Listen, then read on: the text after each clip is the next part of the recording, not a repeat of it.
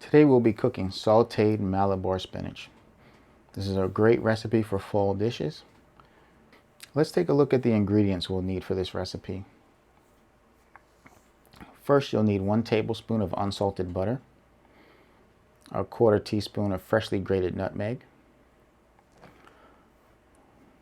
1 tablespoon of fresh lemon juice. You'll need 3 tablespoons of olive oil. You'll need 1/2 of a medium sweet onion, thinly sliced. You'll need 1 tablespoon of minced garlic and 2 teaspoons of grated fresh ginger. Finally, you'll need about 1 pound of mature Malabar spinach. First thing you'll want to do is heat a small saute pan or skillet on medium heat. You want to make sure that your butter is either cold, or if it's room temperature, you'll need a spoon, and you'll want to slowly melt the butter over the heat. You want to be careful not to burn the butter.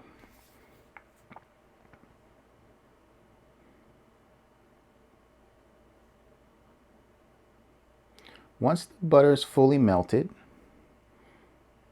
you're going to add the remaining ingredients, and this is going to create the base for the sauteed spinach. Pay close attention to the heat and make sure that you don't burn the butter.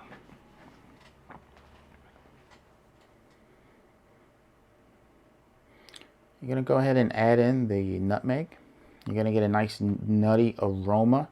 You want to mix that in with the butter, and then you're going to add in the lemon juice. This is basically making a nutmeg vinaigrette. Once this is well mixed, you're going to put it into a container to the side and reserve it for later.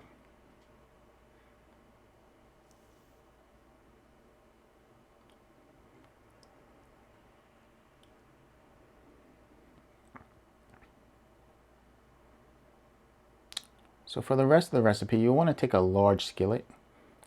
Again, starting out on medium heat. And we're going to do the next step. You're going to heat your olive oil. On my range, this is probably number 6 or number 7. Once the oil's hot, you're going to add in your onions. Then you're going to add in your garlic. And then the ginger. For this technique, you're going to sweat the vegetables. That means cooking them slowly over medium-high heat. You're going to get all the aromatics out of the ginger and the garlic and the onion. You want to make sure you mix all those flavors, ingredients together, and let that cook for a minute or 2.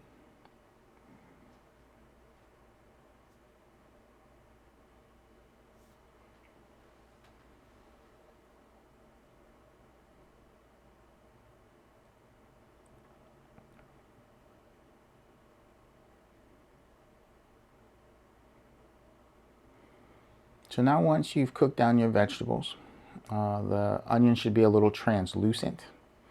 You're going to get ready to add in your spinach. I'm going to turn the heat up a little bit so that we get a nice saute method on the spinach.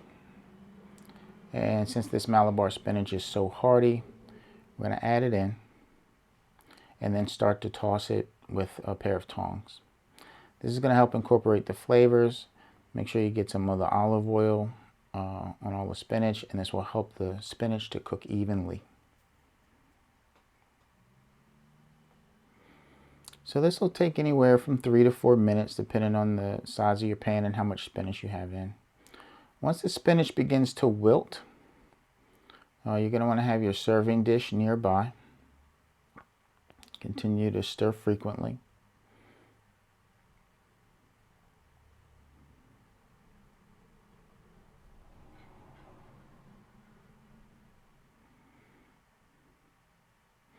Now the spinach is about ready to serve. You can see that it's fully wilted. Again, Malabar spinach is a little heartier than normal baby spinach, and so it's still going to have a really nice body to it, and it won't be as wilted, so it'll have a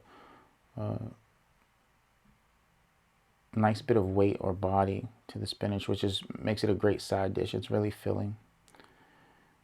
So to finish it, you're going to add in your nutmeg brown butter. Going to toss that around and coat it evenly. Traditionally, the nutmeg helps to even out some of the bitterness in the spinach and gives it a really nice nutty flavor, along with the ginger.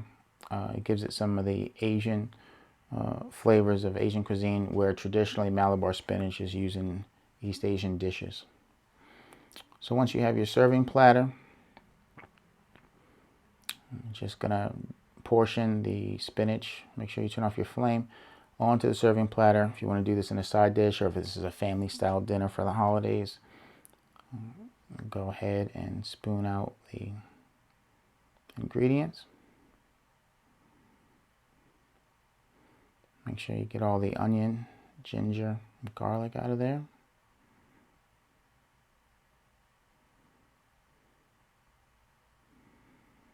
And there we have sauteed Malabar spinach.